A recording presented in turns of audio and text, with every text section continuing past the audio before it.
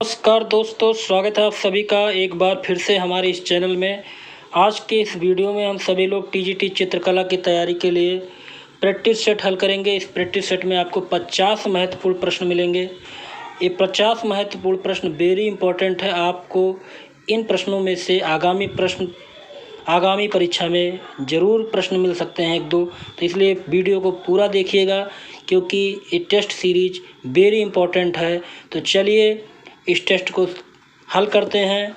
आपके कितने प्रश्न सही होते हैं कमेंट बॉक्स पर ज़रूर बताइएगा। आज का टेस्ट स्टार्ट करते हैं। पहला प्रश्न है, बिंदुओं के मध्य के रेखीय प्रभाव को क्या कहते हैं? वेरी इंपॉर्टेंट क्वेश्चन है। बिंदुओं के मध्य में जो रेखीय प्रभाव होते हैं उनको अनुभूति रेखाएं कहा जाता है। ऑप्शन डी सही हो जाएगा।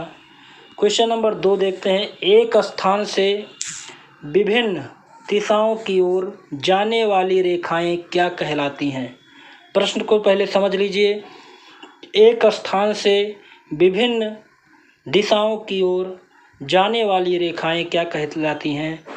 तो कहलाती हैं एक पुंजीय रेखा। जैसे एक स्थान है, यहाँ से विभिन्न स्थानों पर जाने वाली रेखा क्या कहलाती हैं? एक पुंजीय रेखा। चलिए क्वेश्चन नंबर 3 देखते हैं, आकांक्षा का भाव प्रकट करती हैं। कौन सी रेखा आकांक्षा का भाव प्रकट करती हैं? तो लंबवत रेखा जो है वो आकांक्षा का भाव प्रकट करती है। ऑप्शन डी सही हो जाएगा इस प्रश्न में। क्वेश्चन नंबर 4, क्षैतिज रेखाएं किस प्रकार के भाव को उत्पन्न करती हैं? तो क्षैतिज रेखाएं शांत भाव को प्रकट करती हैं। क्वेश्चन नंबर 5, रूप का वर्गीकरण कितने भागों में हुआ है? Very important question. रूप का वर्गीकरण कितने भागों में हुआ है? तो रूप का वर्गीकरण 2 भागों में किया जाता है। क्वेश्चन नंबर 6, घनाकृतियों के अंतर्गत नहीं आता है।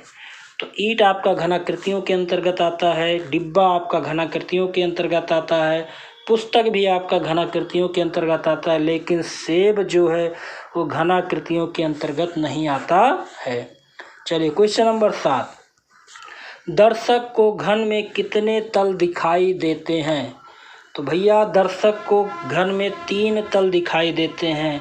इसी तरह आपका घन रहता है और यहाँ घन में कितने तल दिखाई दे रहे हैं? 3। देखो 1 2 3, तो दर्शक को 3 तल ही घन में दिखाई देते हैं और 6 फलक होते हैं एक घन में। चलिए अगला देखते हैं क्वेश्चन नंबर 8, फल फूल पत्तियाँ आदि का यथावत चित्रण क्या कहलाता है? तो इसका सही विकल्प होगा प्राकृतिक चित्रण। प्राकृतिक चित्रण के अंतर्गत फल फूल पत्तियाँ पेड़ पौधे पहाड़ नदी झरने आदि को चित्रित किया जाता है। क्वेश्चन नंबर 9 देखते हैं, धरातल की बनावट क्या कहलाती है? तो धरातल की बनावट को पोत कहते हैं। पोत, धरातल की बनावट को क्या कहते हैं? पोत कहते हैं। और इसके बाद नेक्स्ट क्वेश्चन देखते हैं, अंतराल क्या है? तो अंतराल, इसका जो सही विकल्प होगा ऑप्शन बी, कलाकार का कार्यक्षेत्र। कलाकार का जो कार्यक्षेत्र है वो अंतराल कहलाता है। चित्रकार जिस चित्र भूमि पर अंकन करता है स्पष्टता द्वियामी होती है, यही अंतराल अथवा स्थान कहलाता है। ठीक, इसको इस प्रकार से भी समझ सकते हैं कि चित्रकार का वह क्षेत्र जिस पर वह रूप का निर्माण करता है अंतराल कहलाता है। चलिए क्वेश्चन नंबर 11, अंतराल को किन किन नामों से ग्रंथों में जाना जाता है? तो इसका सही विकल्प होगा ऑप्शन डी, उपर्युक्त सभी। भूमि बंधन स्थान और स्थान निरूपण जो है वो अंतराल का नाम है। क्वेश्चन नंबर 12 देखते हैं, वर्ण के गुण। तो वर्ण का गुण रंगत भी होता है, मान भी होता है और सघनता भी होता है। तो वर्ण का गुण जो होता है रंगत, मान और सघनता। चलिए नेक्स्ट क्वेश्चन देखते हैं,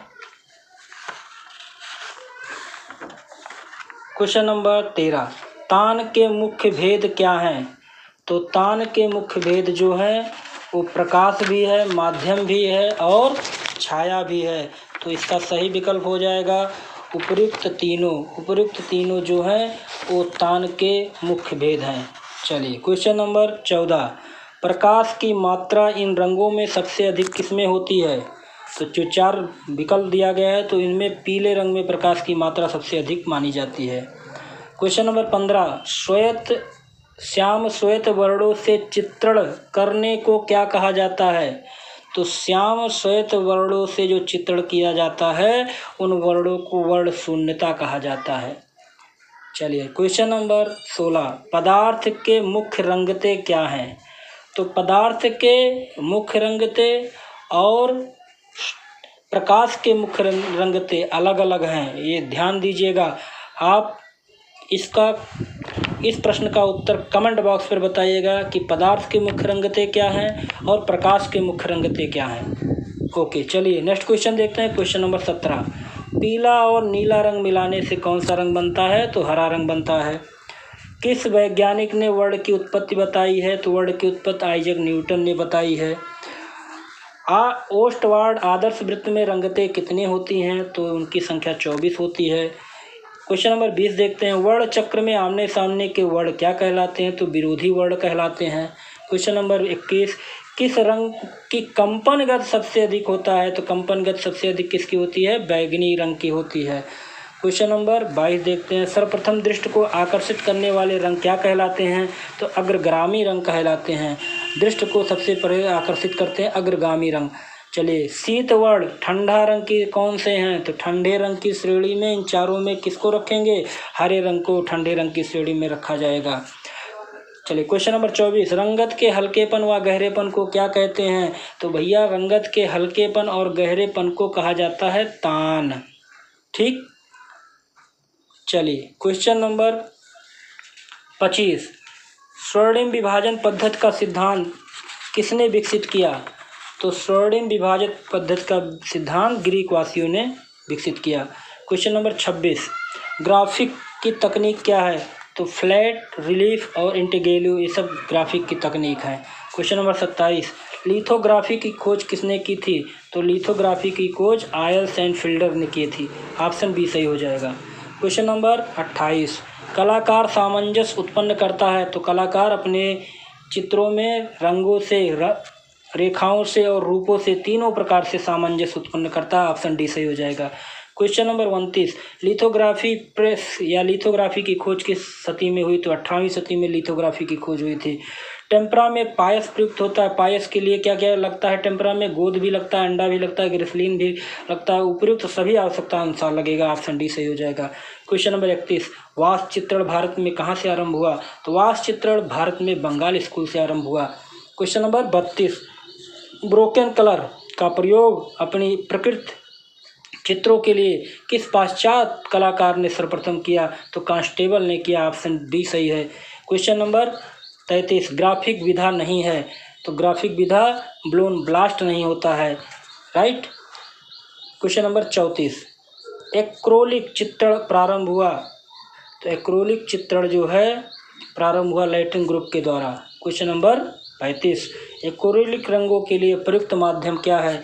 तो जेल, ग्लास, मैट, ये तीनों माध्यम एक्रोलिक रंग के लिए है। चलिए अगला देखते हैं। क्वेश्चन नंबर 36, कांच के फ्रेम कराकर रखा जाता है? तो कांच के फ्रेम में जल रंग और क्रेयॉन या पेस्टल रंगों से जो चित्र बनते हैं उसको कांच के फ्रेम में रखा जाता है।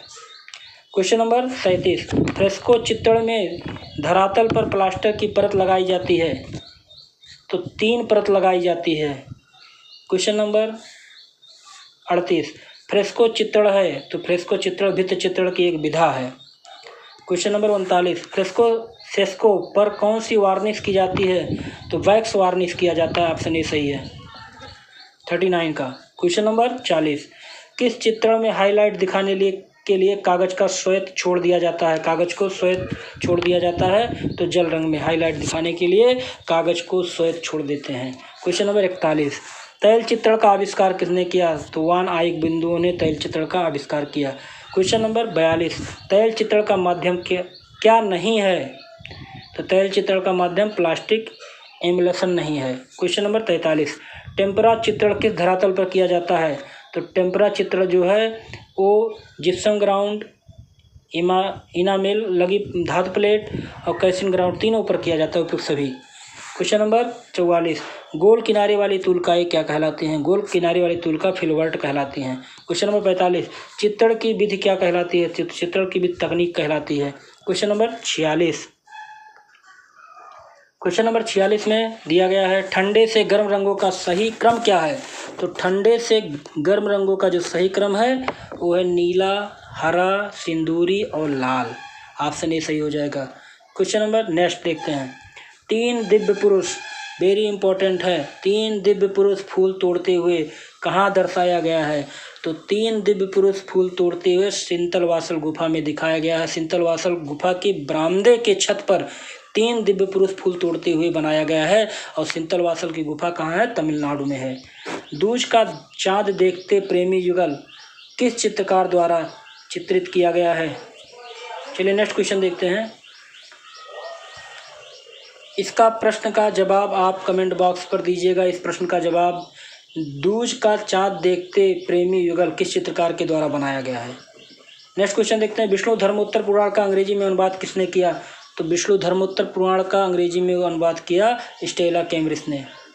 ऑप्शन बी सही हो जाएगा। क्वेश्चन नंबर नेक्स्ट, निम्नलिखित में से किस तत्व को भारतीय चित्रकला का मूल माना जाता है? तो इसका जो सही विकल्प होगा ऑप्शन सी, रेखा को। रेखा को भारतीय चित्रकला का मूल माना जाता है और भारतीय चित्रकला के मूल 6 तत्व माने गए हैं, रेखा, रूप, वर्ण, तान, पोत और अंतराल। एक बार पुनः सुनिए, चित्रकला के मुख्यतः 6 तत्व माने जाते हैं, रेखा, रूप, वर्ण, तान, पोत और अंतराल। क्वेश्चन नंबर नेक्स्ट देखते हैं। फ्रांसिस्को गोया किस आंदोलन से संबंधित थे? तो फ्रांसिस्को गोया जो थे वो